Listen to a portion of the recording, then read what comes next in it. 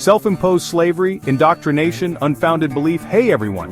What if today you discovered that you've been going in the wrong direction for years? Once you learned the truth, would you have the courage to change it? We're diving into topics that might seem heavy, but trust me, if you are a critical thinker who seek the truth, you will find this empowering. We talk about freedom all the time, especially in this country, land of the free, and all that jazz. But are we really as free as we think? Spoiler alert? Nope. Turns out, there are chains out there we don't even see, controlling our lives in ways we don't realize. We're talking about the hidden forces, the sneaky paradigms and stuff that keeps us from being truly, honestly free. Stick with me, folks, because we're breaking some chains. Think about it. Ever feel stuck like you're just going through the motions, like someone else is calling the shots? Yeah, that's not a coincidence. From the day we're born, we're bombarded with messages about how to think, what to believe, even what to want. We blindly follow tradition and beliefs without asking why. It's like being in a giant, invisible hamster wheel, running and running but never actually getting anywhere. But here's the good news. Once you see the chains, you can start to break free. Over the next few minutes, we're going to shine a light on some of the biggest culprits holding us back. We're talking religion, politics, drugs, debt, credit cards, social media, and much more. Even our own darn beliefs. Get ready to have your mind blown wide open, people, because we're taking back our freedom. Religion gotta have it, or do we? Look, I'm not here to bash anyone's beliefs. If your faith brings you comfort and joy, more power to you. But there's no denying that organized false religion has been used to control people for centuries. Think about it. Who decides or tells you what's right and wrong according to the God? Spoiler alert. It's not the God himself we seek the truth, it's man. It's the folks who rewrote the Bible, the ones who interpret the holy text to conform to their ideology, the ones who claim to speak for God, a higher power.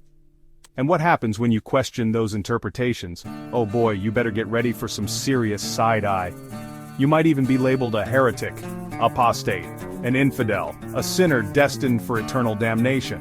Talk about a buzzkill, right? But here's the thing. Blind faith, the kind that tells you to shut up and follow blindly, that's not freedom. That's just trading one set of chains for another. Now, I know what you're thinking. Greg, are you saying all religion is bad? Whoa, hold your horses. I'm saying God gave us the Holy Scriptures or the Bible for direction. So, how did we get to where we are today? Following religion. There are plenty of people out there who find meaning and purpose in their faith without sacrificing their critical thinking skills. But it's important to be aware of the potential for control, to question everything, and to make sure your beliefs are truly your own, not just something you were told to believe. Let's talk politics, baby. The land of the free, the home of the brave, where every vote counts, unless, of course, it doesn't. Look, I'm not here to tell you who to vote for, or even if you should vote at all. But let's be real, folks. The political system is rigged. It's a game. And the players, they ain't playing for you and me. They're playing for power, for money, for the chance to keep their grubby little hands on the levers of control. Think about it. How much does your average Joe actually know about the policies being debated in Congress? How many of us have the time or energy to wade through all the jargon and double talk? Not many, I'm guessing. So we end up relying on sound bites, on attack ads, on whatever the talking heads on TV tell us to think. We become pawns in their game, voting for the lesser of two evils without even realizing there might be a third, fourth, or even fifth option. But here's the kicker. Even if you do manage to see through the BS, even if you vote for the candidate who actually aligns with your values, there's no guarantee they'll actually follow through on their promises. They get elected, they go to Washington, and suddenly, they're beholden to lobbyists, to special interests, to the almighty dollar. The system is designed to keep us divided, distracted, and ultimately, powerless. But hey, at least we get to vote, right? Okay folks, time for some real talk. We've talked about religion, we've talked about politics, but the truth is sometimes the biggest obstacle to our own freedom is us. Yep, you heard me right. Our own beliefs, the stories we tell ourselves, the limiting thoughts that keep us small and afraid, those can be the heaviest chains of all. Think about it.